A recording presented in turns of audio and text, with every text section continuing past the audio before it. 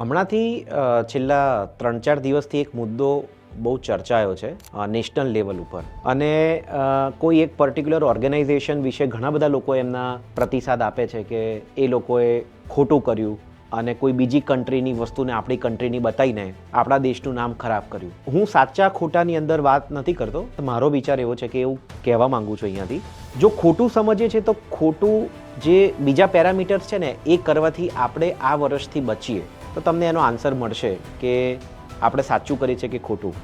તમારા છોકરાઓને જે યુનિવર્સિટીઝમાં તમે એડમિશન કરાવો છો ને હેફટી ફી ભરો છો, તો શું તમારા છોકરાઓ રેગ્યુલર કોલેજ જાય છે? એટેન્ડન્સ કમ્પલસરી છે કે ડિગ્રી એમને મળી જાય છે? જે પણ ફ્લેશી ઇવેન્ટ, પોલિટિકલ મોટા નેતાઓ, સ્પોર્ટ્સ પર્સન કે સો કોલ્ડ લીડિંગ ઇન્ફ્લુઅન્સરના ચહેરા બતાવીને અમારી કોલેજમાં બહુ જ બધી એક્ટિવિટીઝ થાય છે એવું જ્યાં બતાવવામાં આવે છે, ત્યાં કોલેજમાં ભણતરનું સ્તર કેવું છે?